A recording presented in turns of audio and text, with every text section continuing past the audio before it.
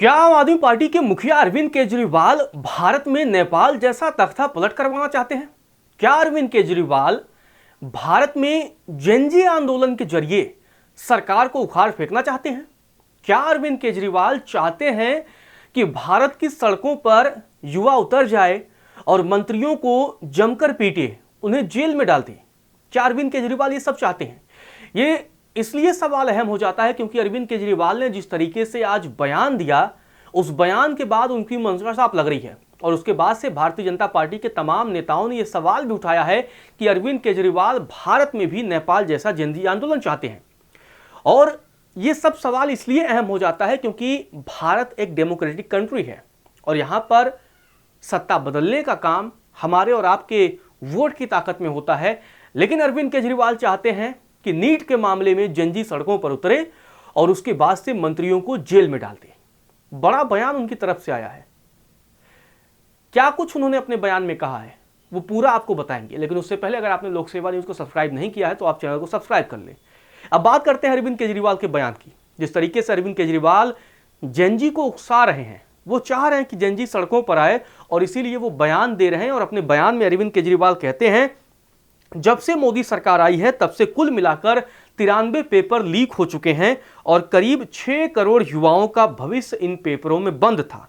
बिल्कुल ठीक, इस बात से मैं पूरी तरीके से एग्री करता हूं कि पेपर लीक नहीं होना चाहिए और सरकार को इसमें जो भी लोग शामिल हों उन्हें बख्शा नहीं जाना चाहिए, बल्कि उन्हें लटका दो आप।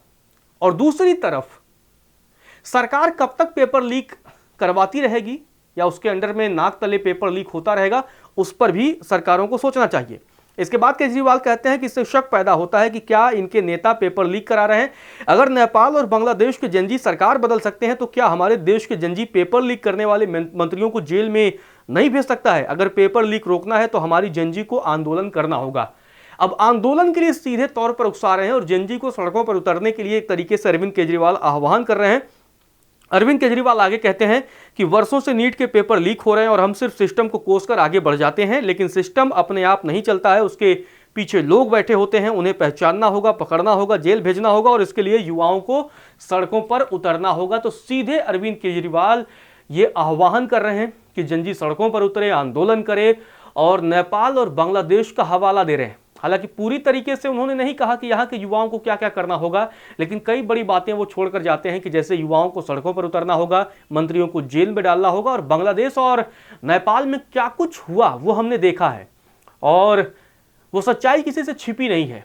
लेकिन भारत एक अलग देश है और भारत में अब विपक्ष के ये तमाम नेता इस तरीके का माहौल बनाने की कोशिश कर रहे हैं कि जिससे लोग सड़कों पर आए, हंगामे हों और देश एक बार फिर से पीछे चला जाए। क्या यह मंशा है? अरविंद केजरीवाल को यह मांग करनी चाहिए थी कि हां, इसमें जो लोग भी जो भी लोग इसमें शामिल हों उनके खिलाफ कड़ी कार्रवाई की जाए और उसमें हम भी साथ देंगे। अगर कहीं पंजाब में भी इसका कोई सरगना छिपा बैठा होगा तो पंजाब गवर्नमेंट, जो कि आम आदमी पार्टी चला रही है, वैसे कहने को तो भगवंत मान मुख्यमंत्री हैं, लेकिन अरविंद केजरीवाल ही उसके नेता के तौर पर हैं क्योंकि दिल्ली हारने के बाद उन्होंने पंजाब को ठिकाना बना रखा है। तो ऐसे में बड़ा सवाल यह आता है कि आपको तो यह कहना चाहिए कि पंजाब गवर्नमेंट भी आपकी फुल सपोर्ट करेगी, फुल मदद करेगी, लेकिन वो युवाओं को भड़का रहे हैं। तो अरविंद केजरीवाल जिस तरीके से युवाओं को भड़का रहे हैं, उस पूरे मामले पर आपका क्या कहना है, कमेंट करके बताइए।